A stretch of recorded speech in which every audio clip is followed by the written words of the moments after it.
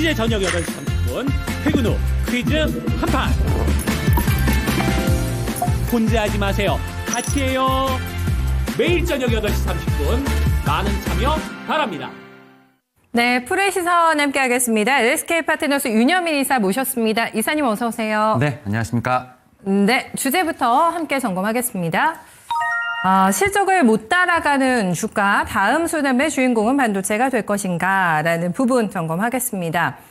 일단은 올 한해 반도체가 부침이 조금 있긴 했습니다. AI 거품론도 등장을 했고 수급적인 부분에도 영향을 좀 받으면서 부침이 있었습니다만은 결과적으로는 좋았던 것 같거든요. 다음 수남에 반도체 다시 한번 확실하게 주도권 줄 수 있을까 궁금하실 것 같은데 여기에서 지금 마이크론 실적에 주는 함의도 굉장히 클 것 같거든요. 먼저 이 부분 살펴볼까요? 네, 일단은 지금 올 한해 AI 반도체에 대한 어떤 그런 열풍, 사실 그런 부분으로 인해서 사실 주가상으로 보면 관련된 종목이 이제 엔비디아가 있지 않겠습니까? 네. 하지만 엔비디아가 10월 10월 말을 고점으로 해서 최근에 좀 조정이 나오는 반면에 오히려 현재 상황에서 보면 마이크론 테크놀로지 주가가 훨씬 더 좋다. 맞아요. 예, 50일 신고가를 계속 갱신하고 있다라고 좀 말씀을 드릴 수 있을 것 같고요. 그런 측면에서 이제는 이런 메모리 쪽과 관련된 부분에서도 상당히 좀 많은 관심이 좀 있지 않나라고 좀 생각을 하는데 마이크론 테크놀로지가 최근에 좀 이제 급등을 했던 어떤 그런 분위기 이 부분에 있어서 결국 이제 숫자와 관련된 부분이 아닐까라는 좀 생각은 하고 있고요. 일단은 좀 이제 회계 연도가 다르다는 점은 좀 먼저 말씀을 드리고 일단은 마이크론 같은 경우는 2026년 1분기 회계의 어떤 숫자에 따라서 지금 얘기가 나오고 있는데 이미 분기 사상 최대 실적을 달성했다라는 얘기가 나옵니다. 1분기 매출 같은 경우가 지금 136억 달러, 지금 전망치가 128억 달러였기 때문에 이미 한 8억 달러 이상 지금 초과했다라는 얘기가 나오고 더 중요한 것은 이제 2분기부터 시작해서 어떻게 보면 우리나라 시점으로 봤을 때는 내년 이제 2026년 이게 되지 않을까라는 좀 생각을 하는데 가이던스 자체가 사실은 전망치를 확실히 좀 상회하는 그런 모습을 보였다라고 좀 말씀드릴 수 있을 것 같습니다. 2분기 평균으로 봤을 때 이 가이던스가 지금 144억 달러였는데 지금 이제 회사에서 내놓은 가이던스 자체가 지금 이제 어쨌든 183억에서 191억이니까 약 한 187억 정도 평균값을 낸다 하더라도 지금 가이던스를 거의 한 43억에서 44억 정도를 이제 능가하는 좀 그러한 상황이기 때문에 그런 측면에서 결국은 이러한 부분은 올해로 끝나는 것이 아니라 내년까지 숫자 자체가 계속 아웃퍼포먼스밖에 없지 않나라는 좀 생각을 하고 있고 그러한 측면에서 마이크론 테크놀로지가 50주 신고가 가는 의미가 상당히 우리나라에도 좀 크지 않을까라는 좀 생각은 합니다. 특히 이제 마이크론 테크놀로지가 이제 메모리와 관련된 얘기뿐만 아니라 HBM 관련된 얘기도 많이 했거든요. 하지만 HBM 관련된 쪽에서 봤을 때 결국은 마켓시어는 이제 삼성전자랑 SK하이닉스가 지금 최근에 좀 많이 올라온 상황이기 때문에 이러한 측면에서 우리나라 지금 기업들 같은 경우는 말씀드렸던 것처럼 실적 대비해서 주가가 좀 못 따라오는 좀 그런 어떤 제가 볼 때는 현상이 나오고 있지 않나라고 좀 말씀을 드릴 수 있을 것 같습니다. 네. 시장에서 좀 워낙에 마이크론이 좋기 때문에 GPU 가고 이제 메모리 시대가 올 것이다라는 얘기도 나오고 있는데 그러면은 정말 더 기대가 되거든요. 내년에 우리 반도체 투톱의 실적은 또 얼마나 좋아질까라는 기대감이 많이 있는데 증권사들에서 내년 실적 가이던스 계속 올려잡더라고요.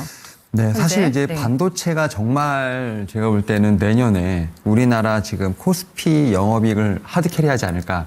라는 좀 생각을 하는데 사실 이 부분에 있어서 사실 이제 실적에 대한 데이터도 있습니다만 이제 최근에 수출 데이터도 좀 나오고 있는데 네, 지금 반도체가 거의 하드캐리한다라고 좀 봐야 되지 않을까 생각합니다. 지금 이제 10일 단위로 끊어서 나오기도 합니다만 11월까지 지금 이제 누적 관련된 통계를 보게 된다고 하면 확실히 수출은 이제 하드캐리 하는 것 같아요. 특히 이제 반도체뿐만 아니라 자동차, 선박, 바이오헬스케어, 컴퓨터 같은 5개 품목이 흡실적으로 보여주고 있는데 그 가운데서 이제 반도체가 정말 눈에 띈다라고 좀 말씀드릴 수 있을 것 같습니다. 특히 올해만 전월 기준으로 전 기간 역대 최대 기록을 4차례나更新할 정도로 반도체 숫자가 상당히 좋았다라고 좀 말씀을 드릴 수 있을 것 같고요. 특히 이제 12월 달 지금 1월부터 20일까지 수출 통계를 보게 되다 하더라도 반도체가 지난해 같은 기간 대비 41% 이상 지금 제가 볼 때는 큰 폭으로 상승했던 부분을 봤을 때 반도체는 올해 계속 수출상으로 봤을 땐 역사를 쓰고 있지 않나라고 좀 생각을 하고 있고요.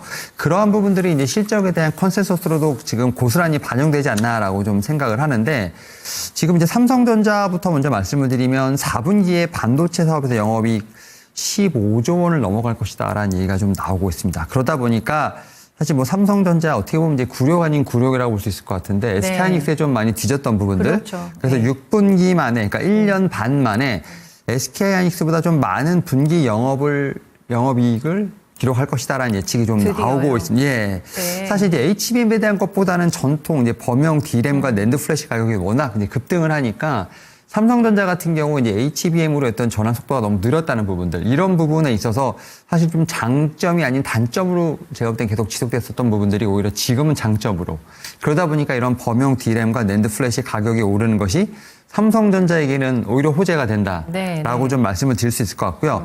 그러다 보니까 지금 이제 삼성전자 앞에서 말씀드렸던 것처럼 반도체만 영업이익 15조고요. 전체적으로 봤을 때 한 19조에서 20조 정도 좀 얘가 나오는 상황이기 때문에, 제가 볼 때는 뭐 분기 최대, 그리고 이런 부분들이 이제 내년까지 가게 된다고 하면 네. 영업이익 100조까지도 얘가 좀 나오고 있는 상황이기 때문에, 네, 네. 삼성전자가 글쎄요, SK 하이닉스도 그렇습니다만 마이크론 테크놀로지 뒤질 이유가 전혀 없지 않을까. 주가상으로. 네, 이런 얘기도 나오고 있고요.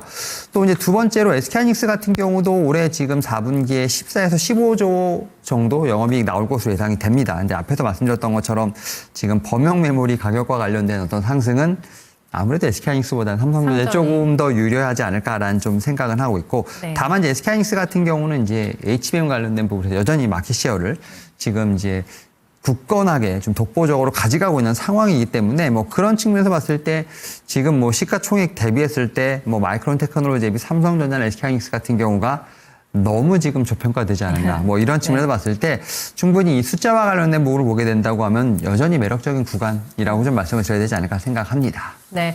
결론적으로는 올해보다 반도체는 내년이 더 좋을 것이고, 상대적인 미국 주식과 비교해봐도 아직까지 투톱의 주가는 싸다라고 이제 결론을 내주셨거든요. 그리고 이제 삼전이 기본급의 100% 성과급도 확정됐다고도 뉴스 나오더라고요. 네, 하이닉스와 또 삼전의 성과급 잔치는 이어지지 않을까, 또 부러움과 함께 이런 뉴스들도 많이 보게 되는 것 같아요. 삼전의 아킬레스건이라고 얘기해 주셨거든요. HBM과 관련해서 내년에는 3배까지도 올해보다 매출 더 늘 거다라는 긍정적인 전망이 나오고 있는데, 반전의 역사 쓸 수 있을까요? 네, 확실히 이제 삼성전자의 어떤 그 HBM에 대한 마켓 시어가 최근에 보게 된다면 올라가고 있는 느낌이 좀 있죠. 네. 특히 이제 엔비디아의 어떤 다음 버전이죠. 루빈과 관련돼서 마켓 시어가 얘기가 나오는데, 뭐 SK하이닉스가 60, 그다음에 삼성전자가 30에서 35, 그다음에 이제 마이크론 테크놀로지가 5에서 10 이렇게 나오는데, 그만큼 이제 어쨌든 퀄텍스와 관련된 얘기들이 나오고 있습니다만 삼성전자가 어떻게 보면 후한 점수를 받고 있다. 그런 것 예, 같아요. 이런 부분에서 네. 지금 기사가 나오고 있고, 사실 엔비디아 입장에서도 삼성전자가 이렇게 약진하는 게 사실 좋습니다. 왜냐하면 SK하이닉스가 너무 독점하게 되면 엔비디아 입장에서 보게 되면 슈퍼 의리되는 상황이기 때문에, 그러게요. 그럼 이제 SK하이닉스 같은 경우도 가격에 대한 어떤 이 협상권을 가져간다는 측면에서 봤을 때 엔비디아 입장에서도 삼성전자의 어떤 HBM의 어떤 변화, 상당히 좀 긍정적으로 봐야 되지 않을까 생각을 하는데, 네. 지금 삼성전자가 지금 HBM 관련돼서 사실은 단독 아닌 단독 뉴스를 뭐 작년 올해 되게 많이 보지 않았습니까? 맞아요. 네, 봤습니다만 사실은 여전히 이제 단독에 대한 물음표가 들을 정도로 어떤 프로세스 자체가 좀 진행되는 부분이 상당히 더졌다라고 좀 말씀드릴 수 있을 것 같습니다만, 최근에 이제 6세대 HBM4 이제 품질 평가와 관련돼서 확실히 긍정적인 반응이 있다는 부분들은 계속해서 체크가 되고 있다라고 좀 말씀을 드릴 수 있을 것 같고요. 그러다 보니까 이제 최근에 얘기가 나오는 것 중에 하나가 이제 HBM 경쟁에서 SK하이닉스를 확실히 좀 따라갈 수 있지 않을까, 뭐 이런 생각을 좀 어떤 긍정적인 어떤 부분을 생각할 수 있지 않을까 생각합니다. 그러다 보니까 최근에 이제 HBM 이제 3에서 어떤 힘들었던 부분을 4로서 만회하려는 어떤 삼성전자의 노력이 좀 밑을 발하지 않을까라는 좀 생각은 하고 있고요. 그런 측면에서 앞에서 말씀드렸던 전통적인 범용 메모리에 대한 어떤 반등도 중요하겠습니다만, 네. 삼성전자 같은 경우는 이제 신고가의 어떤 랠리를 펼치기 위해선 HBM의 어떤 제가 볼 때는 확실한 뉴스도 중요하지 않을까라는 좀 생각을 하면서, 이 부분에 대한 제가 볼 때는 모니터링도 좀 필요하지 않나 생각하고 있습니다. 네. 어쨌든 디램의 왕자 자리도 탈환하는 것이 어느 정도는 확실시되고 있는 상황. 여기서 주가 상승의 폭을 결정하는 거는 사실 디램 쪽보다는 HBM4 쪽에서 성과라고 얘기를 해주시는 거죠. 이게 결정적이다. 네, 일단은 제가 볼 때는 HBM4에서 사실 이 엔비디아 향에 대한 부분까지 제가 볼 때는 들어가게 된다고 하면 네. 확실히 이제 디램과 낸드 여기 HBM까지 삼성전자가 모두 이제 독식이라는 구조가 나오게 된다고 하면 네. 이제 업사이드 측면에서 봤을 때 SK하이닉스에 대한 부분보다도 삼성전자가 더 나올 수 있는 부분도 있지 않을까 생각합니다. 이미 기관들이 SK하이닉스는 이미 많이 보유하고 있어요. 그런 상황에서 반도체 숫자를 봤을 때 추가적으로 매수를 하게 된다고 하면 저는 SK하이닉스보단 삼성전자에 좀 콜이 더 많이 생기지 않을까라는 생각을 하면서 그런 측면에서 저는 삼성전자도 업사이드를 좀 높게 봐야 되지 않을까 생각하고 있습니다. 네, 오늘 뭐 16만 원짜리 레포트도 나왔던데 네. 앞서거니 뒤서거니 하면서 반도체주의 내년의 활약이 어느 정도 기대가 되고 있는 상황입니다.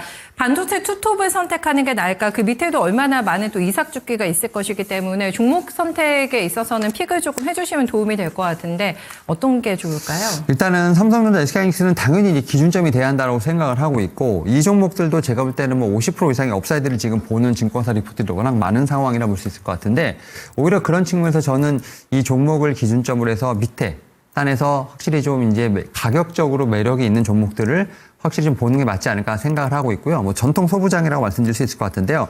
그 중에 가장 좀 끼가 있다라고 생각하는 종목 중에 하나 바로 이제 테스 한번 좀 말씀을 좀 들어볼 수 있을 것 같은데 네. 사실 이제 전통 소부장 이제 차트를 쭉 길게 놓고 보면 10월 이후 거의 두 달 반 정도 누워 있습니다. 그러다 보니까 확실히 가격적인 측면에서 매력도가 많이 올라갔다라고 좀 말씀을 드릴 수 있을 것 같고 전통 소부장 종목들 대부분 다 차트가 이렇습니다. 그리고 지금 이런 종목들 보면 3분기, 4분기 실적에 대한 어떤 기대감 분명히 주가에 이미 좀 반영이 됐다라고 좀 생각이 들고 있고요.